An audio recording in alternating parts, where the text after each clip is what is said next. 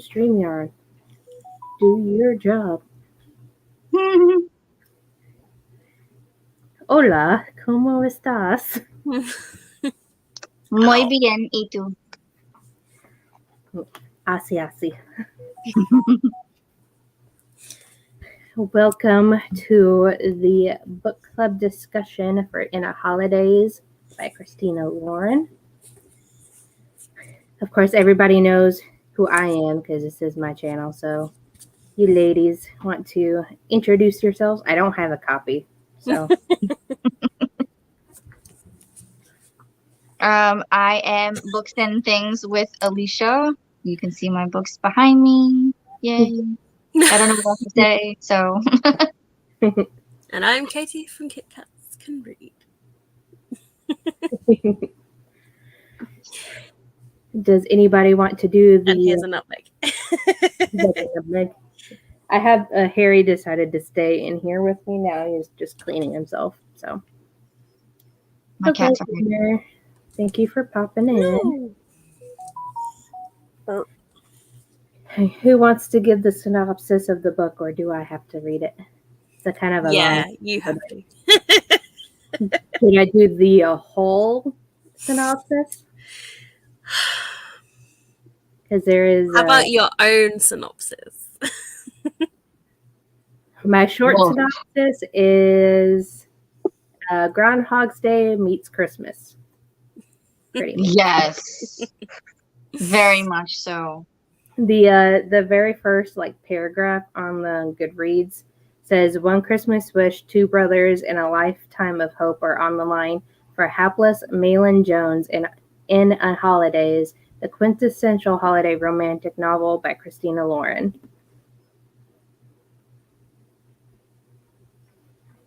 Hello, Morgan. Yeah, but that's pretty much the first.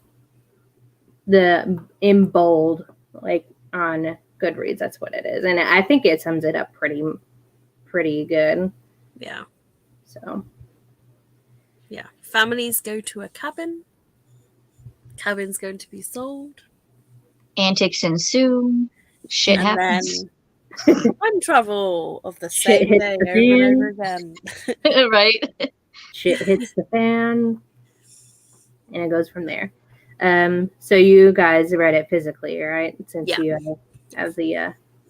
I had listened to it on script, so... Well, yeah, I couldn't get it on script. I listened to it on audiobook, so... Because I had an Audible credit, so I used it for that, but I also follow along, so... So you double-timed it then? I did. Yeah, did you get... Not yet. I'm on my phone today. The computer should be sent next week. So fingers crossed everything works. Yeah, right? Okay, so what is your guys' rating for it? Mine, I gave actually a 4.5. I really enjoyed it, surprisingly. I enjoyed it a lot more than I was anticipating. I think I gave it a 4. 4. Yeah, I'm thinking for me either a 4 or 4.5. I've not quite decided yet. I'll see what it comes out when I put it in. But that's what it feels like for me. Yeah, that's what Cawpile had pulled it up as a 4.5 for me, and I'm wasn't expecting that, but I'm not mad at it. I can see it being a really good adaptation into a movie, like a Hallmark movie type of thing. I can see it being a good one. Yes. Okay, so what are our favorite characters? I did. Yeah, Andrew was pretty too. I loved the uncle that May always goes to for help. Benny. Yeah, Benny. I loved him. Yeah. He kind of reminds me of that character from Supernatural. Bobby, isn't it? I haven't seen yeah. Where he's always kind of the guy that helps.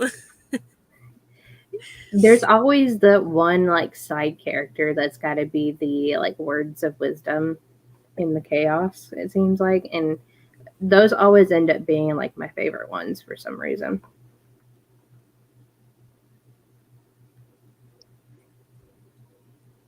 What are our least favorite characters? I'd probably say the younger brother, honestly, because of him being more glued to his phone than anything. It seems like. Yeah. Him, and I don't know why, but I didn't really care for Theo either. He was an interesting character in itself. Mm-hmm. Trying to think of everybody else was just kind of like there. They didn't have like they didn't go above and beyond, but they weren't like a stick in the mud. Yeah. Yeah. I wouldn't say there wasn't anybody I disliked. They were just kind of like there. Existing. Like if I had to get rid of any of the characters, or like it would probably be just the younger brother out of the two, only because when it comes to like guys like that in general, they annoy the crap out of me. So I'm like, be gone. Yeah. What'd you think of the writing? I found it really easy to read, like or listen to. Really, I think part of that is just the narrator did a really good job, in my opinion, with the story. So I found it like really quick to get through. Yeah, it was pretty easy read. When I was listening to it,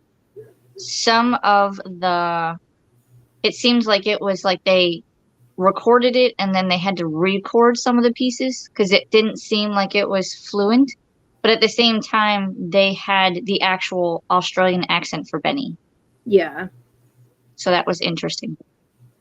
Yeah, I enjoyed the accents that the narrator gave the characters for sure. I also listened to this on like 2.8 speed, so it sounded kind of funny. Taking a 7-hour audiobook and making it like 3 hours was well worth it. I think I listened to it like at 2 times speed. So it went by pretty quickly for me as well. But I also read this, I think, at the beginning of December, so that like my memories of the book is kind of foggy. But I knew if I didn't read it soon, I was gonna be chomping at the bit, just trying to get it done. That was me. I started reading it last night and finished like an hour before we started. I was like, it's fine. I'm still processing. I think with like going to the like favorite part of the books would be like honestly like the epilogue was seeing like how the cabin is being like renovated and Benny is taking it over. I liked seeing that part. My least favorite part was like probably the Groundhog's Day X part of it, because it seemed like anytime she was getting a little bit farther, then she gets hurt and then it starts over. And I'm like, why? I know it's part of the plot, but that annoys me. I hate that. I'm really glad that I stuck it out because I was feeling the same way about that groundhog stuff. And I was just like, if this keeps going throughout the entire book, I'm done. Like, I don't want to deal with the groundhog stuff. But there were parts that I was even like listening to and reading, and then I would just burst out laughing. And I was like, what the? Yeah, it's like ridiculous to the point. It's like this, it can't happen in real life, but it's pretty funny. Or like just their description of like, I think there was a scene about a church and the stained glass and how it looked like a certain female body part. And I'm just like, oh, okay then. Yeah, that part. Yeah. I was like, what? That was pretty funny. What about you, Katie? Did you have a favorite part? Yeah, I liked how it sort of ended. It was quite nicely ended. It was quite sweet with the cabin and all that. Like, and yeah, like normally I don't mind like time travel stuff. I actually kind of like it, but some bits were like repetitive, and like yeah, when she went back again, it was just kind of like, oh.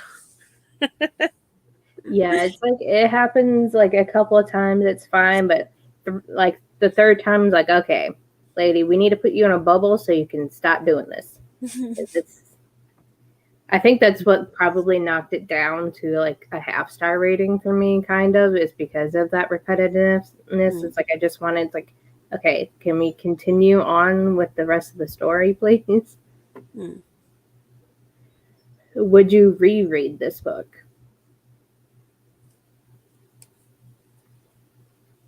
I would. I probably would. It might take me a few years, but I would. Same, yeah.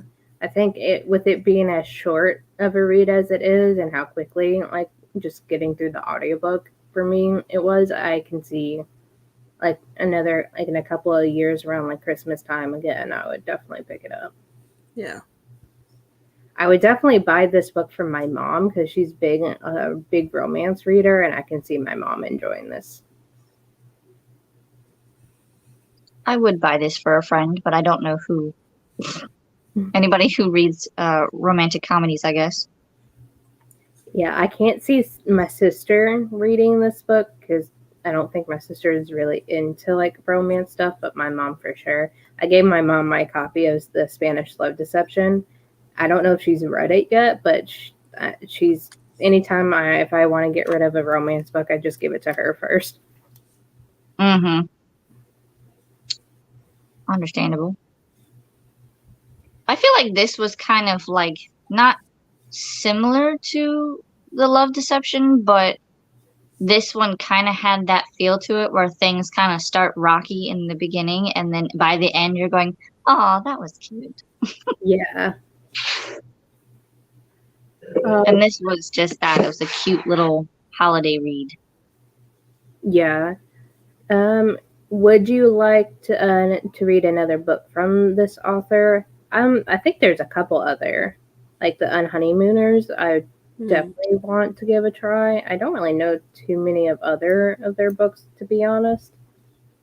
I think I have that one, The Unhoneymooners, and then I have one other one, I think. But I would, because I have them on my shelves.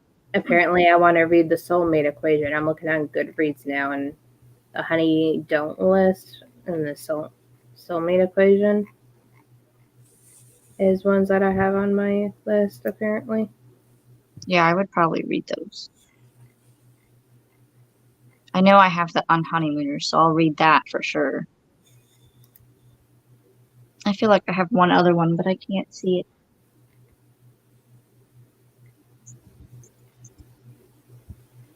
I'm trying to think. Some of these, like, the covers don't really appeal to me too much because they just scream, like, typical contemporary, like, romance. And sometimes those are a little too cheesy for me when they're like that, but I also have a tendency of just judging by the cover half the time, so I have to really make myself read the synopsis of stuff first.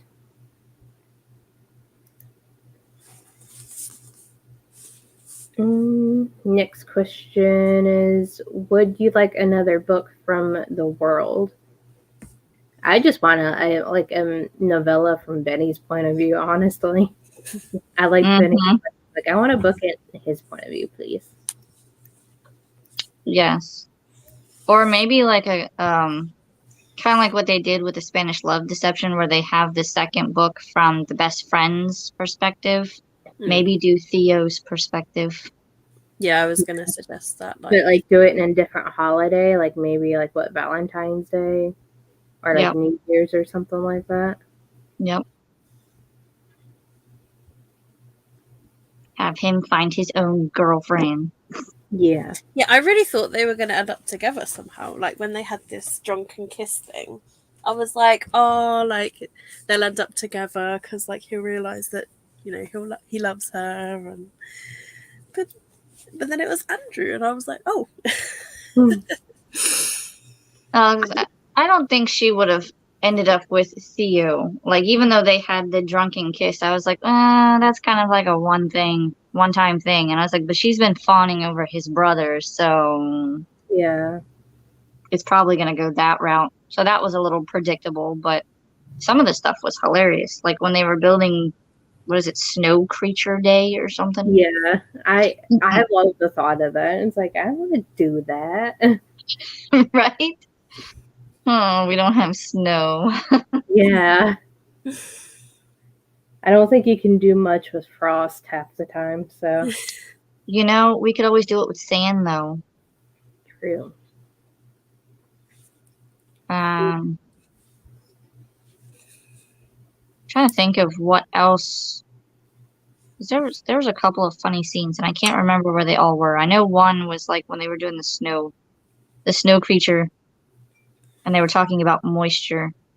Hmm. That was hilarious. I love like the side very subtle jokes that authors make in books. Like the sarcasm in books is what really kind of like keeps me hooked in a lot of stuff. Like with our next book, a lot of the jokes that are in that I snicker at every time I reread it, and it just makes me want to like keep reading it. I'm guessing I'll find this out. Yes, you will. Are there any books that you guys have read that you would recommend that is similar to this? Because I honestly, thinking off the top of my head, I can't think of anything. I do have the readers also enjoyed on the Goodreads page that I can go over, but I can't think of any that I personally read. No, I can't think. It's a little more spicier than this one, but Nick and Noelle's Christmas playlist would probably be similar because that's a friends to lovers. And maybe Spanish Love Deception, but other than that, I can't think of any. I think my brain's just getting stuck in like the holiday or like the Groundhog's Day like style writing than the like friends to lovers. Like Goodreads recommends The Holiday Swap by Maggie Knox that came out last year. I have that, but I haven't read it yet. Then A Merry Little Meet Cute by Julie Murphy and Sierra Simone. I'm kind of interested in reading that because the premise of that sounds interesting, like an adult film star getting into Hallmark movies. I find that will be pretty funny. And then there's Love Light Farms by B.K. Borison, which I haven't heard of that one.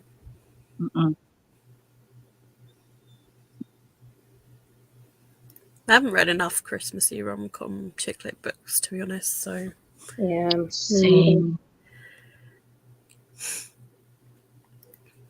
Like the newer like ones that are coming out, they have some pretty like cute covers for it. But there's one that's called Resting Scrooge Face by Megan Quinn.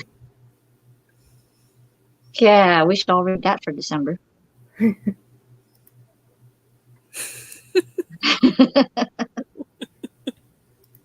mean, hey, we can. There's an option for a year from now. don't remind Sam. Hey, I'm up for anything. Yeah. When it comes to like certain, I never gravitate towards like festive specific books a whole lot of the time. Even like Halloween stuff, I tend to like just pick up whenever. Yeah. So I'm trying to read for the season. It never crosses my mind to read for the season for some reason. So same. Yeah, I read what I want. So having it as a book club pick would actually get me more into doing that. So yeah, I wouldn't have picked up in Holidaze if it wasn't for the club. I think I came close to picking it up from my library like the year before last. I can't remember. Just because of the color kind of like drew me in. I probably would have picked it up, but I don't know that I would have picked it up this year. Yeah. I'd have been like, yeah, I'll get to it. Okay, so have we figured out whose channel is getting next month's book? Are you going to try to attempt it, Alicia? Yeah, do you want to attempt it? Yeah, I can try to do it now that I'll have the new computer. So, next book is from Blood and Ash. This chunker of the book. Yeah. Me and Katie were talking about it earlier. I'm like very tempted to start this tonight because I've just been itching to start it again. So, and this is be the first time this copy will get read because this is my like. It says I got it used, but it looks pretty much brand new. Like there's not even really any creases on the spine. So I'm excited to get into it and mark it up. So. Well, now that this is finished, I'm going to read the Green Witchcraft one, and then I'll read that one. Yeah, I'm about like 36% in the way through that one. It's speeding by, so. And I'm making quite a bit of notes as well, so I'm excited for that.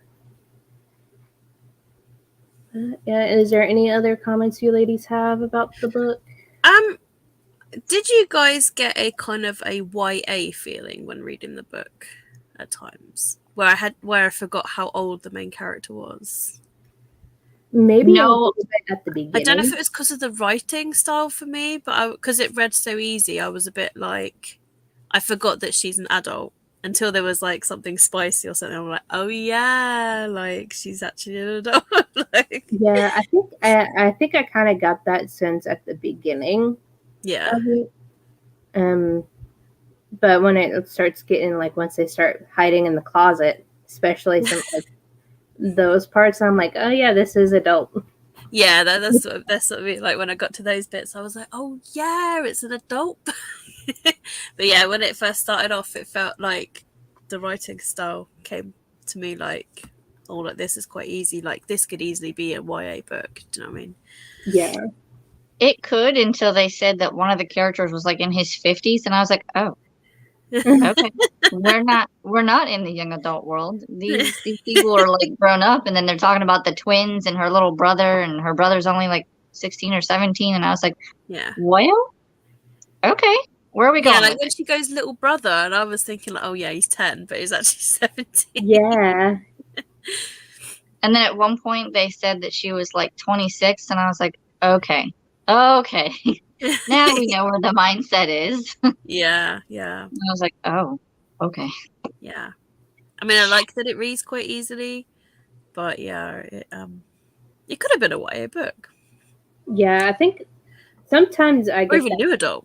I don't know, but maybe it's just because of it being like a festive contemporary. Like it has that kind of like young feeling to it because it's the festive time. It kind of brings out that feeling out of everybody. Maybe. Well, that and it's a family setting too, because all the family is gathered around. Yeah, and all the characters do act quite young as well. Like even Babe, like she's like with all this snow character thing. Like, yeah, it's tradition. I know if our family did like a building a snow creatures thing, I can only imagine what Jordan and his brother would end up building. I thought they were getting pretty creative. They had like a panda bear and a monkey and a giraffe. I was like, what? How much snow do you need to make a giraffe? I was about to say, it's like, where are you getting all of this snow? Is it snowing while you guys are doing this, producing more snow? No, they had a fresh pile of snow from the night before. I wonder how big these things were, or maybe they were like... Yeah, like a tiny little... Look at my giraffe. Yeah. Like the size of your hand. That would be pretty hard to build. That would be, yeah, it would be hard to build, but really cute, I must admit. Have to get like something to like carve out the facial features. The way she was describing it sounded like they had everything under the sun. I mean, they had potatoes and carrots and all kinds of different vegetables, and they had spoons and cups and They took that seriously. Yeah. Harry, what are you staring at? Trying to think of what else, like, and the whole, like, the one character couldn't cook or bake very well because she'd break teeth. Oh yeah, the mom, one of the moms. Yeah. Mm-hmm. I'm like, I can't relate to that because a lot of the people that are in my family are pretty good cooks, so I never had that issue with my family. Thank God. Yeah. That would have been, I don't know. And then on top of that, well, and I'm trying to picture like where they're at. So obviously they're near a lake and there's a lot of snow and they're in a log cabin. I'm like, I can't picture like where this is except for up north. Thought they mentioned it like being in Colorado or something like that. At least I got the impression of it being like in that area. You know what? On the back of the book, it says, but perhaps worst of all, this is the last Christmas May will be at her favorite place in the world, the snowy Utah cabin. A Utah.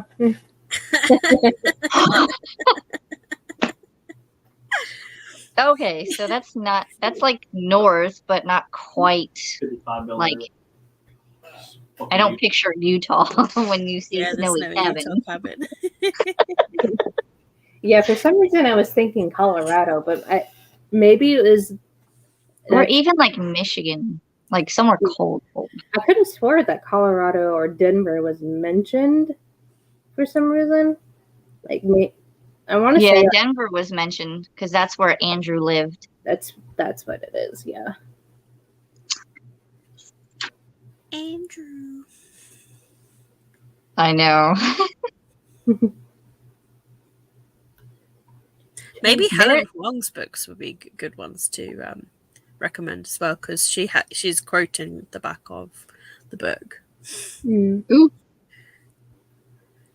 Isn't she the author of like the Bride Test and? Yeah, the Bride Test. Who is it? Helen Huang. Helen Huang. What's her first book again? With the autistic character. Oh, what is it? I literally can think of like the Heart Principle, the Bride Test, but it's gonna annoy me. I had it on my Libby like months ago because I was gonna read it and then it just lapsed. I can't remember now. What do we think about how it seems like only 6 months had gone by and they're already engaged? Yeah, I found like anytime anyone gets engaged that quickly, I'm always a little sus about it. And I'm like, are you sure you want to at least make it a long engagement, if anything? Yeah. But then I remembered of how long they had already known each other. And I'm like, and it's not as bad, I guess, but I still don't like it. Yeah. And they never did say like how long the engagement was gonna be or when the wedding was, but it's just like you only like dated for like 6 months before you popped the question, and I'm like, It's like, are you sure this is something that you guys want to do? It's like, I know you guys known each other since you've been children, but you haven't actually properly lived with each other yet for very long. So how do you know how you're gonna like cohabitate with each other? Well, I guess with all these snowy Utah cabin stays and all these wardrobes. Just gonna hanging out in the pantry getting snacks and what about like when they changed the name of the games that were very similar, wasn't it? It was like Cluedo was like Clue or something like that. Like, well, in America, Cluedo is Clue. Is it? Yeah. Mm-hmm. Oh. Because there was another game they mentioned where I was like, what? Yeah, because when like that throws me off too. Because watching Meg with books playing her like game, she says she plays Cluedo. I'm like, you mean Clue? Because that's exactly the same thing. It's just a different name. Yep. Or the game of sardines. Yeah, like sardines. What do you think about that? I don't know about that one. So That one was, I was like, how is that going to work? Like, I don't understand the premise. And then I was just like, oh, well, Andrew held, and then she quickly found him, and then one of the kids found him, and I was like, oh, I see where this is going. Hmm. But they were hiding in the closet. Naughty, naughty. I love the bit where her brother comes in, like, and she's like, up there, and Andrew's like, yes, we were getting this, like, chip trying to hide his boner in like the entire. Yeah, he's trying to hide his boner, like, in his. Yes. In his trackies. They were doing dishes, but they wanted chips and dip all of a sudden. Yeah, chips and dip. Sure. And you had to have this like, specific. Yeah, bowl. I was doing dishes. I got the munchies. After having all of that food for dinner. Yeah, she got hungry for a hot dog. That's what she wanted. Yeah. Yeah, that was just like when she was just there, like, what is he gonna say? Because he's like, yeah, I'm getting it, like this chip and dip. Exactly. But it was also interesting because they would have their little closet or pantry moments, but at the same time it was like she got hot and bothered and he just went like this and touched her. And I was like, okay. It's like, keep it in your pants, lady. Right? Every time they like got together or hid in a closet or something, or she just like looked at him the wrong way, I was just like, oh, can we tone it down a bit? It's like the X-ray eyes going on. I mean, and I love how they always were like, we're gonna say curse words, but then they're like earmuffs. Yeah. Does anybody say that anymore? Kids, earmuffs. Right. And then they're just like, yeah, just like open hands like this, like that would be me. And be like, okay. I like the one where they're having dinner and for whatever reason the words booty call keeps getting mentioned, and they were like, yeah. And then the brother's like, can we just stop saying that, please? Like, and I'm like, the one person who is usually glued to his phone finally comes out of the headphones and was like, can we stop? It's like, can we not talk about my sister like this, please? Right. I'm trying to think of what else. Because there was a lot. Towards the end, I was expecting them to be like back at the cabin at Christmas time, but then they went there for the 4th of July. Yeah. It's like, way to not keep with the theme there. I know. And I assumed that it, like, I guess Benny and May were talking about buying it together. I guess only Benny bought it. Yeah, because he had already had the idea of buying the cabin from them whenever she had first brought it up. I'm glad they got to keep it within their family. Yeah.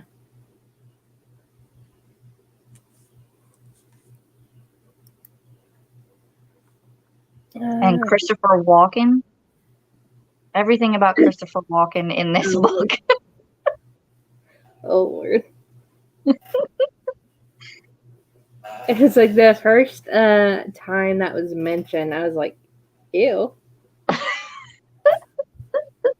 I can't picture it. Ew. I don't want to picture it. And why were they talking about older celebrities going, did you know that such and such is now like 80 and such is... And I was like, why are we talking about this in this kind of moment? Is this necessary? Comedic relief, I guess. I just started to get like a little uncomfortable. I was like, this would definitely be a turn off if we were talking about older celebrities. Yeah. It's like, if we started talking about Christopher walking while we were getting it on, that would be like the end of that. It's like, Right. no, thank you. Yeah, it's you in your hand tonight, bud. Yeah. So like, I'm gonna go over there. We're done here. But, I think that is. I can't think of anything else I really like. That I remember. No, I can't really. I feel like we pretty much mentioned it. Yeah, I'm trying to think of some of the other things.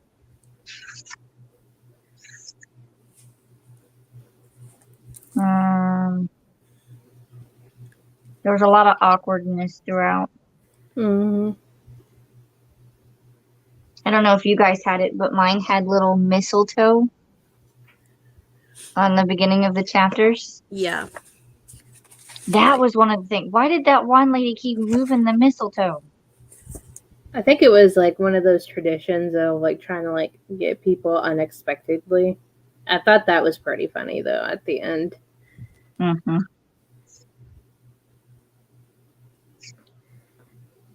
I'm gonna think. Oh, and the word that they came up with for because they're no longer kids, another kid ups. Yeah. Kid ups. I don't know. I in the beginning, like I said, the whole groundhog thing kind of I didn't like that part, but after I got past that, we stopped kind of groundhogging and restarting. Then I was just like, okay. Yeah. If there wasn't like if she didn't like go back like in time and all that, do you reckon it would have been a better book? If it just went straight through and like another scene where she's like, oh, we must save the cabin, blah blah blah, whatever.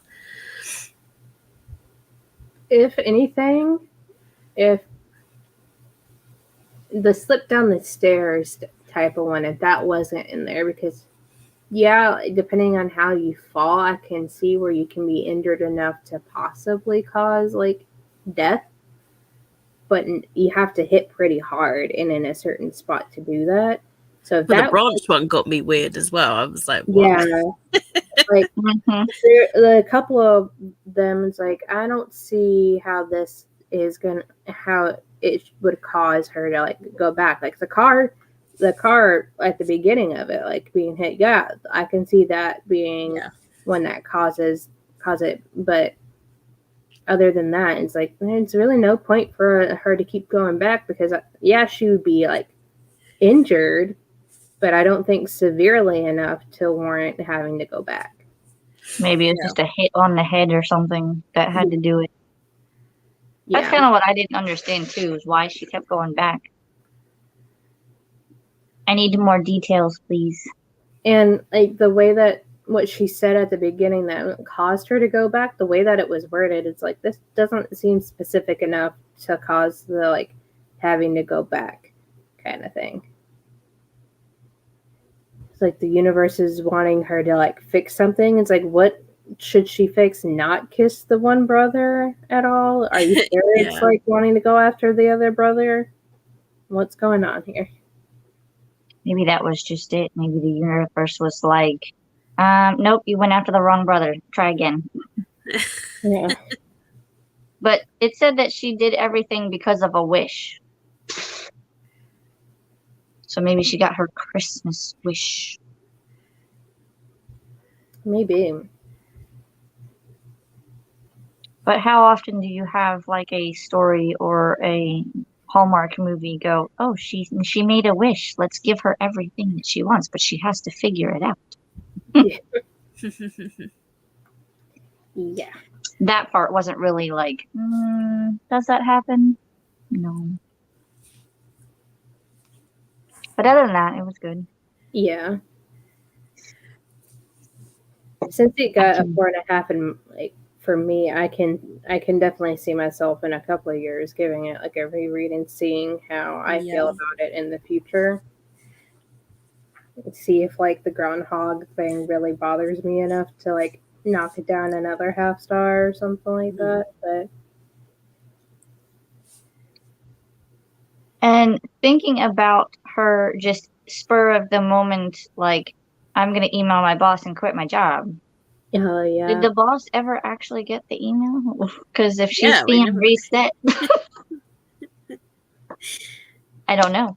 I mean, I guess that we assume that the email did go through, so why would that go through if she's being constantly reset? But well, I think she sent it at like the last reset thing. So like at the very last part of it, she didn't get reset. So I think that was when it went through.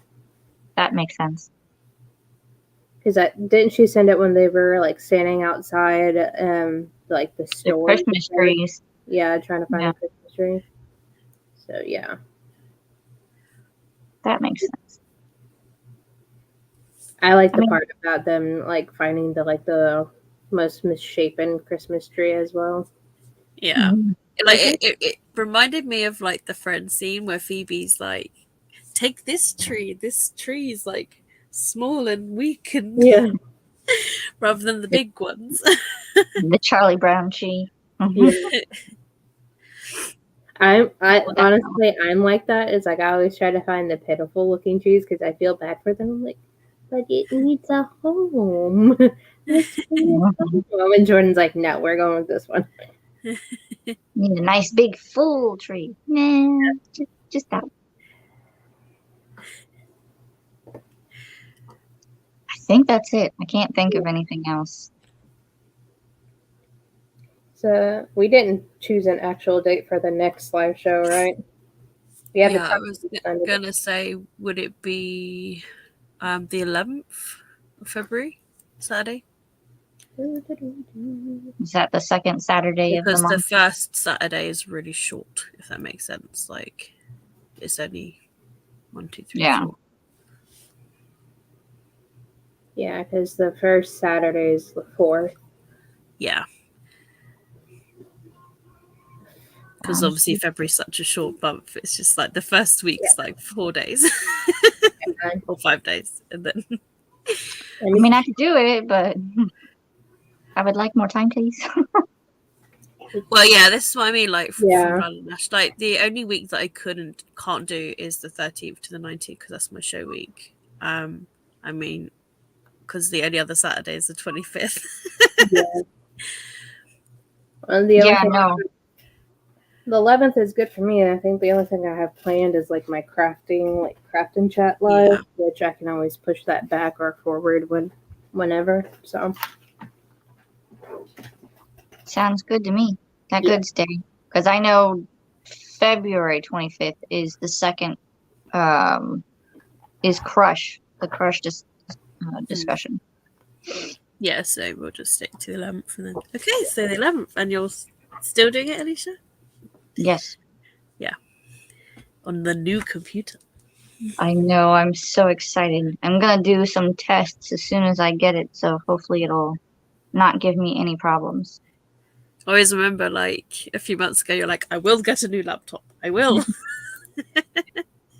I was so bent on it. And then after that last straw, I was just like, you know what? It needs to happen. I don't care if it's just like, if it's the cheapest computer brain possible, it needs to happen. Yeah. But I found a good one. It must be so. The universe says it. Mm-hmm. Yeah. Universe, bring me what will make me happy.